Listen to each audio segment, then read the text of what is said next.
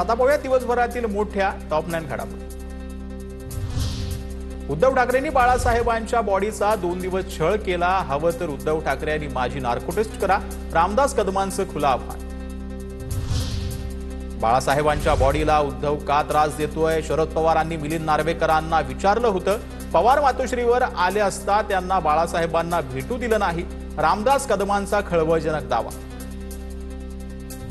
रामदास कदमांच्या तोंडात कुणीतरी भीतीपोटी शेण कोंबला असेल अशी वक्तव्य करणं ही बाळासाहेबांशी बेईमानी, संजय राऊतांचा हल्लाबोल।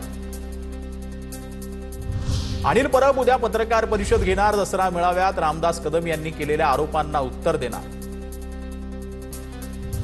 रामदास कदमांचा बाण योग्य ठिकाणी लागला, स्वित्झर्लंडवरून कोण कागदपत्र घेऊन येणार होतं, ठाकरेंनी सांगावं, नितेश राणेंचा सवाल। उद्धव ठाकरे गटप्रमुख असते तर रिक्षावाला मंत्री नसता, ठाकरेंमध्ये दानत होती म्हणून रिक्षावाला 5 लाख कोटींचा मालक झाला, तर कधीही प्रॅक्टिस न केलेल्या त्याचा मुलगाही डॉक्टर झाला, राऊतांचं शिंदेंना उत्तर। मेळाव्यातून भुंकल्याशिवाय रामदास कदमांसारख्या श्वानांना कोणी किंमत देत नाही, रामदास कदमांच्या ठाकरेंवरील आरोपांनंतर भास्कर जाधवांची टीका।